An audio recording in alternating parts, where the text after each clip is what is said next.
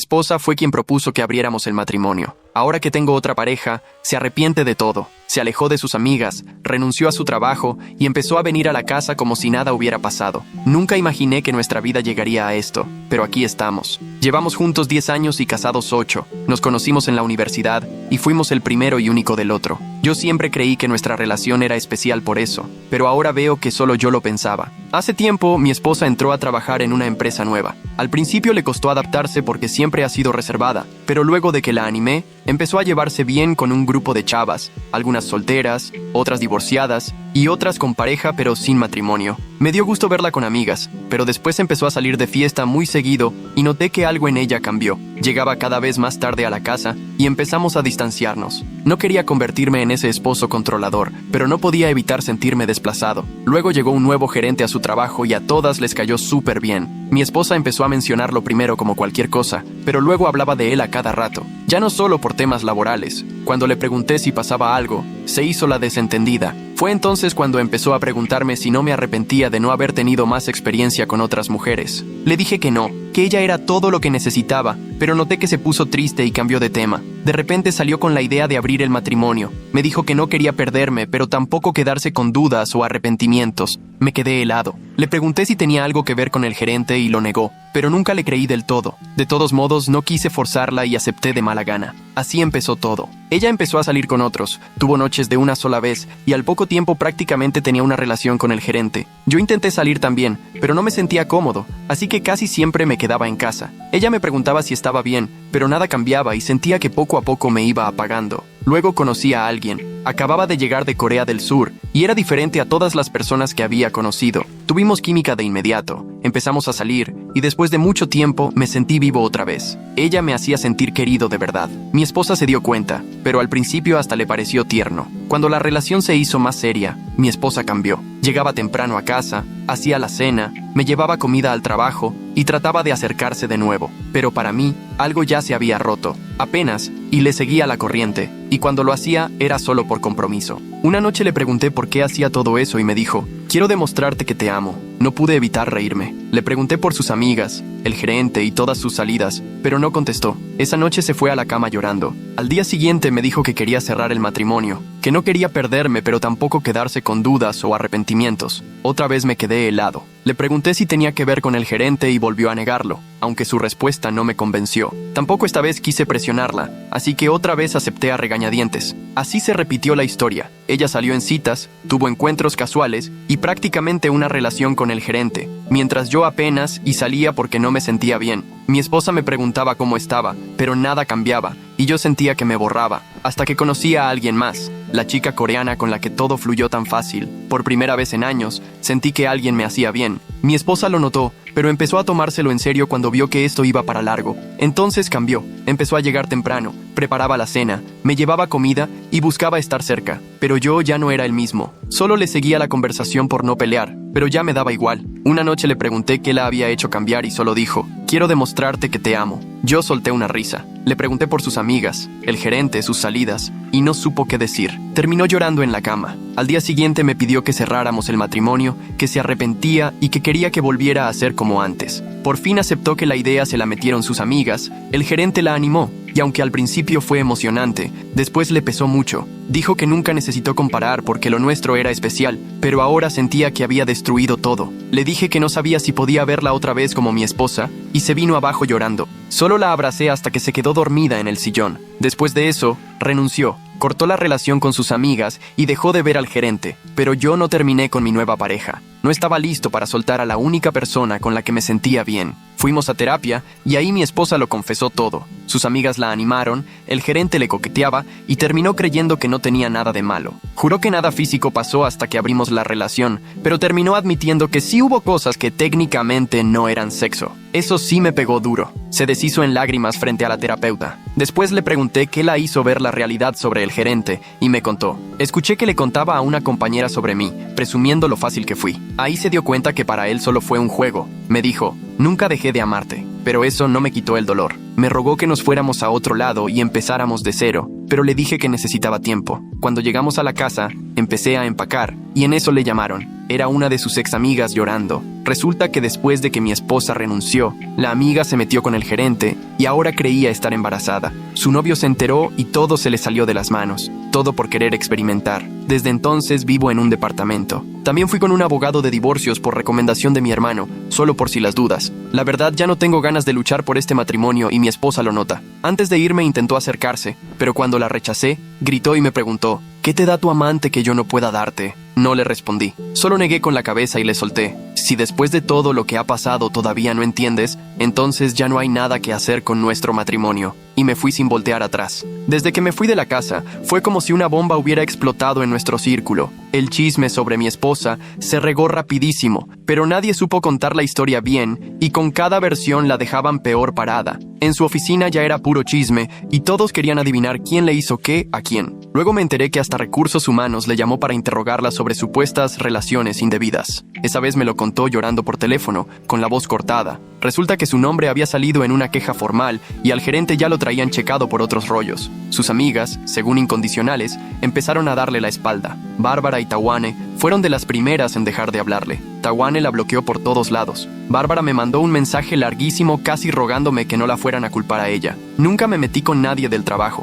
me puso. Ni siquiera quería salir la mayoría de las veces. Tu esposa simplemente cambió. Mientras tanto, el gerente ya jugaba a hacerse la víctima también, y fue a decirle a Recursos Humanos que mi esposa lo hostigaba y que se había inventado todo sobre su supuesto romance. Ni así le creyeron. Al contrario, otras 2 mujeres aprovecharon y contaron que ese señor les había querido hacer lo mismo. La oficina se partió en 2. Unos defendían a mi esposa y otros la echaban de cabeza diciendo que ella arruinó todo por no separar su vida privada del trabajo. Yo tampoco la pasaba bien. Viejos amigos me mandaban mensajes rarísimos, preguntando entre líneas cosas como: oye, ¿sí le dijiste que hiciera todo eso? O, hermano, me llegaron unos chismes fuertísimos, solo espero que estés bien. Hasta mi mamá me llamó, sacada de onda porque en la iglesia alguien le contó algo. Varias semanas me la viví aclarando cosas a gente que ni sabía bien qué había pasado. Lo peor fue en una fiesta a la que fui por costumbre. Se me acercó una persona y me preguntó: ¿tú eres el del matrimonio abierto? Me quedé con el vaso en la mano, sin saber si reírme o estrellarlo contra la pared. Me fui temprano y nunca volví.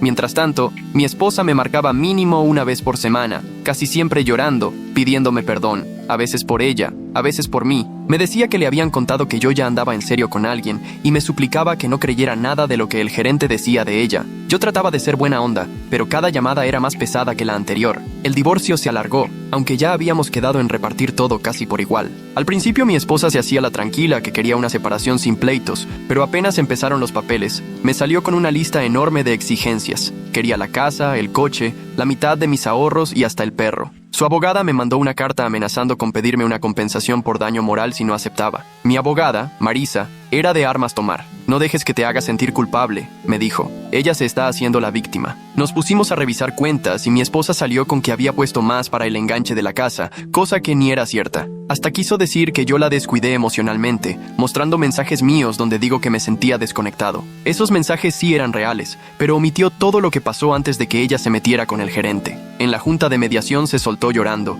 diciendo lo sola que se sentía y cómo le dieron la espalda a todas sus amigas. Sentí un revoltijo de culpa y coraje. Culpa porque sí estaba sola. Coraje porque ella solita se metió en eso. El mediador nos preguntó si podíamos ponernos en los zapatos del otro. Mi esposa, con los ojos rojos, me susurró: por favor, ¿podemos terminar con esto para que yo pueda seguir adelante? Asentí, pero su abogada seguía necia con el dinero. En una revisión de cuentas descubrí que mi esposa había sacado casi 5,000 libras de la cuenta de ahorros una semana antes de separarnos. Ella juró que era para sus gastos, pero también pagó 2 semanas de Airbnb y se compró muebles nuevos. Marisa me dijo que podíamos pelearlo en juicio, pero eso iba a alargar todo. Al final decidí dejarlo pasar. Lo único que quería era terminar con ese infierno. Lo último fue la casa. Mi esposa al final aceptó que me la quedara, pero con tal de que le pagara una cantidad en efectivo. Junté el dinero como pude, vendí un par de inversiones y le hice la transferencia. Firmar los papeles fue como quitarme un peso de encima después de años de condena. En medio del relajo, empecé a salir en serio con Suman. Ella me ayudó a mudarme, puso cortinas nuevas,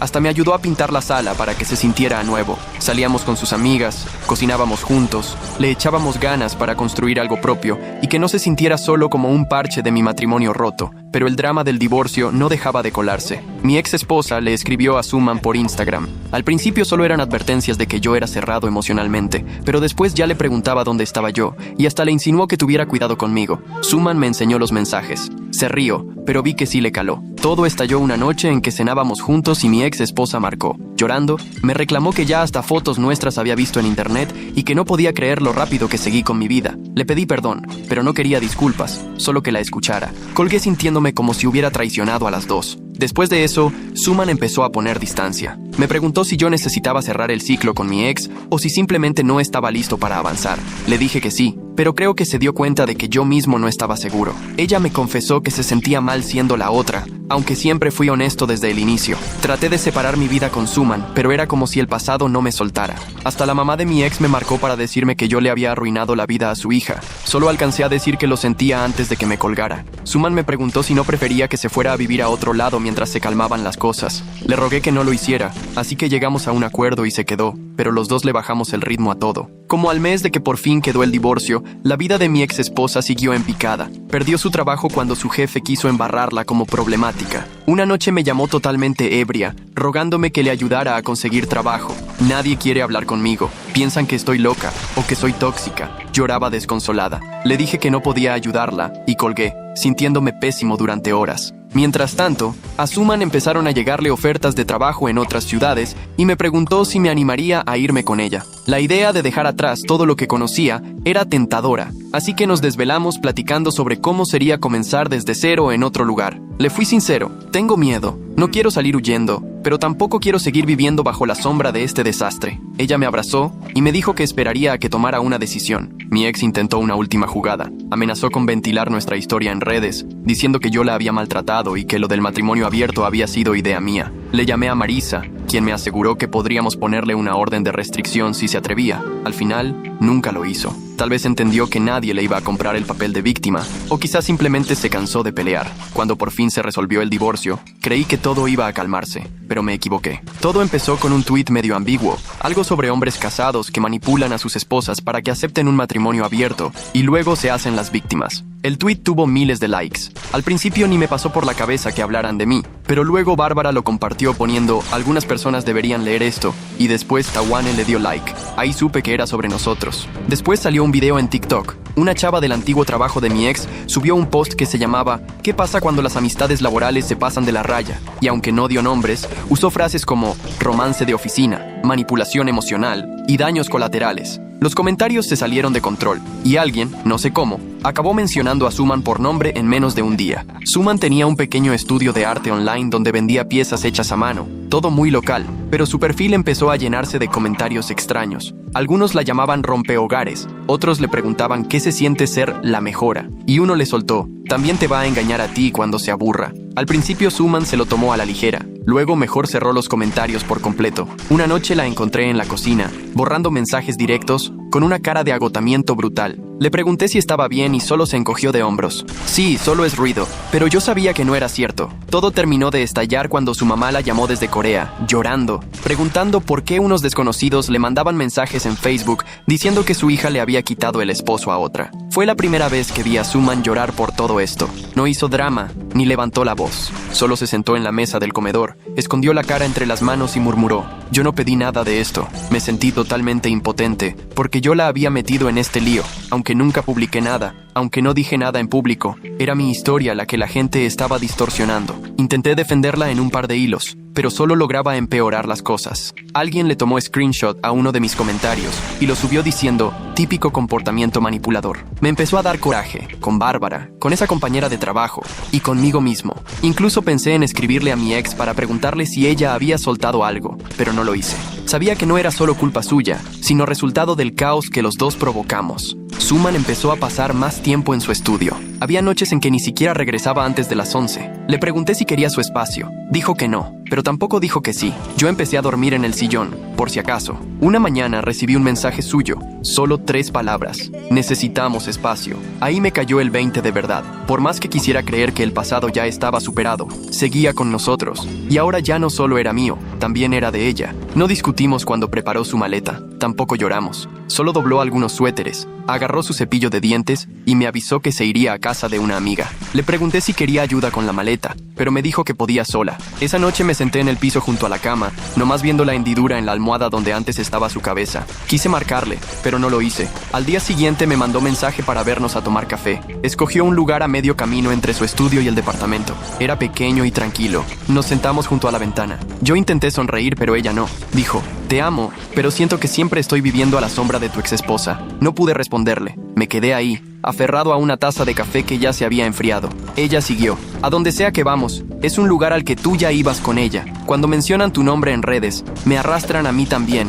Yo no pedí esto. Pensé que estábamos construyendo algo nuevo, pero siento que solo estoy aquí para ayudarte a sobrevivir las consecuencias. Le dije que la entendía. Ella asintió, como agradeciendo el intento, pero sabiendo que en el fondo no lo captaba del todo. Acordamos darnos un fin de semana separados. No como ruptura, solo tiempo. Cuando se fue, entré al closet y encontré una caja que no había abierto desde la mudanza. Había varios recibos viejos, fotos y el menú del restaurante donde mi ex y yo celebramos nuestro 5º aniversario. Me senté en el suelo un rato, nomás con el menú en la mano, preguntándome en qué momento me fui perdiendo. Al día siguiente manejé al barrio donde vivíamos antes. La panadería de la esquina ya tenía otros dueños. El parque de la cuadra ahora tenía área para perros, pero el edificio seguía igual. No entré. Solo me quedé parado al otro lado de la calle, mirando. Me acordé de las peleas por la ropa sucia, de cómo siempre se le olvidaba poner los temporizadores, de los domingos en la mañana cuando ella leía en el sillón y yo hacía huevos. Recordé la noche que mencionó por primera vez lo del matrimonio abierto, tan tranquila como si estuviera leyendo una lista que ya había ensayado 1000 veces.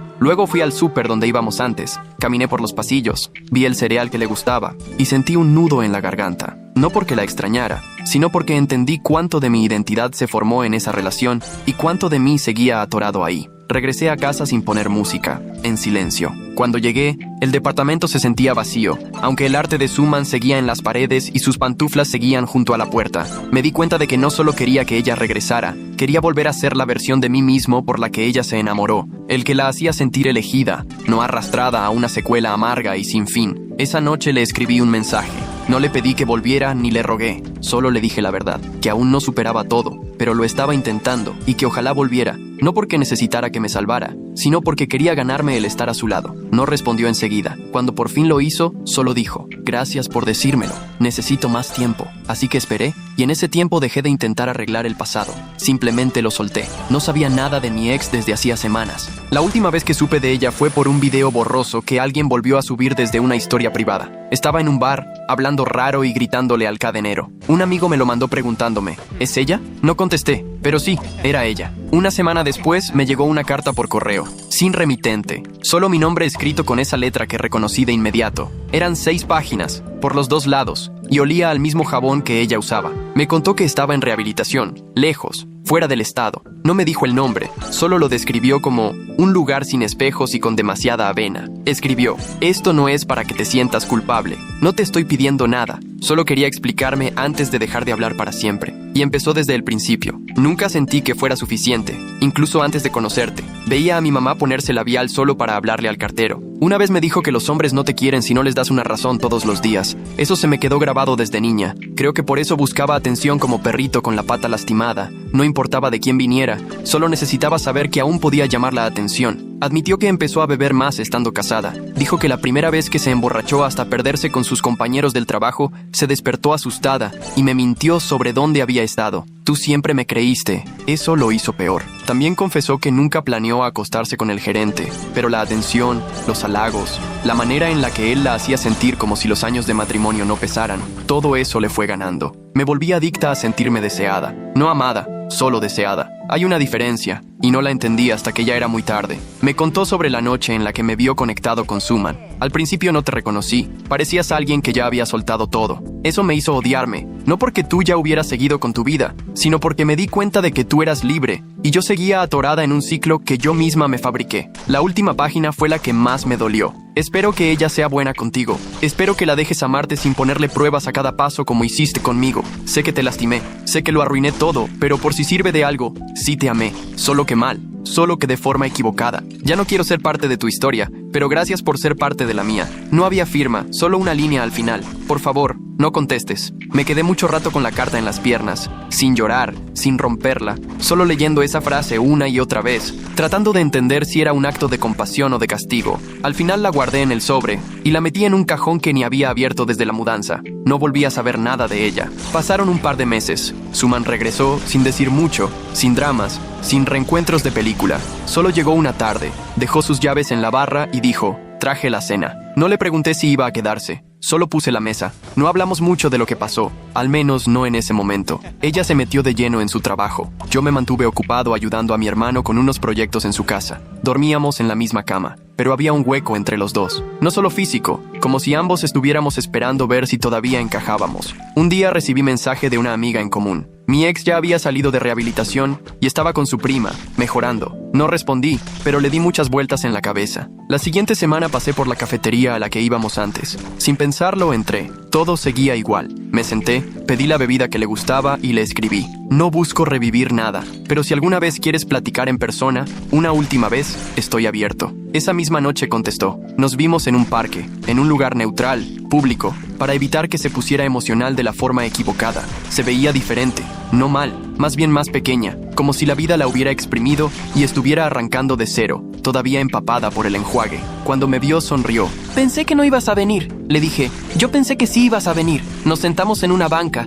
viendo pasar a niños en patines y perros corriendo. Me preguntó cómo estaba, y fui honesto. Estaba cansado, pero bien. Asintió. Eso suena a ti. Platicamos de todo y de nada. De la rehabilitación, de su búsqueda de trabajo, de cómo su prima terminó siendo su terapeuta sin querer. Dijo que había empezado a escribir un diario, que estaba aprendiendo a estar en silencio. Le conté lo de la carta, que la había leído varias veces, que ya no estaba enojado. Ella me dijo que eso era lo único que podía esperar. Luego me soltó algo que se me quedó grabado. No quiero que me perdones, quiero que me entiendas, aunque ya sea tarde. Le dije que la entendía. Antes de irnos me preguntó si podía abrazarme. Fue el momento más humano que tuvimos en años. Sin tensión, sin deseo, solo un instante de paz entre dos personas que compartieron demasiado para ser extraños, pero no lo suficiente para seguir siendo pareja. Cuando llegué a casa, Suman estaba pintando en la sala. Me miró y preguntó: ¿fuiste? Le dije: sí. No se veía herida, solo curiosa. ¿Ya sientes que cerraste ese ciclo? Asentí. Sí, ya. Ella volvió a su lienzo. Entonces ya, dejemos de cargar fantasmas. Esa noche nos quedamos despiertos hasta tarde, sin hablar del pasado ni planear el futuro, solo existiendo juntos, como si por fin el aire estuviera limpio. Un mes después, a Suman le ofrecieron trabajo en Seattle, de tiempo completo, buen sueldo, algo creativo. Se sentó conmigo y me dijo que no me estaba pidiendo que la acompañara, solo necesitaba saber si yo quería ir. No contesté de inmediato, no porque no me importara, sino porque por fin entendí que no era cuestión de ir tras algo, sino de elegir. Lo platicamos varios días, unas noches dándole vueltas a las mismas preguntas, otras solo en silencio, pero sin presión, sin ruegos ni huidas. Al final, ella se fue y yo no. No por miedo ni por dudas, sino porque por primera vez en mucho tiempo necesitaba saber quién era yo solo. Nos abrazamos en el aeropuerto, sin dramas ni promesas imposibles. Solo dijo: te voy a llamar, más te vale contestar. Y yo le respondí: siempre lo hago. Después de que se fue, pinté de nuevo el departamento, saqué cosas que tenía guardadas desde el divorcio, compré un sillón nuevo sin historia y hasta cambié mi número de teléfono. Se sintió bien, no como si borrara todo, más bien como si hiciera espacio. Empecé terapia. Esta vez era en serio. No lo hacía para quedar bien con alguien, ni porque ya no tenía otra opción. Simplemente quería aprender a estar bien conmigo mismo. Mi terapeuta me preguntó por qué había ido, y le contesté: ya no quiero que mi pasado sea la voz que más pesa en mi vida. También volví a buscar a mi hermano. Nos fuimos a echar unas cervezas, platicamos de puras tonterías y nos reímos muchísimo, más de lo que creí posible. Me dijo que estaba orgulloso de mí, y esta vez sí le creí. Una noche, Me senté en medio de la sala, rodeado de cajas que ni siquiera hacía falta abrir. Miré a mi alrededor y me di cuenta de que no estaba esperando nada, ni una llamada, ni un mensaje, ni una explicación pendiente. Solo sentía paz. No era algo escandaloso ni emocionante, pero era mi paz, y eso ya era suficiente.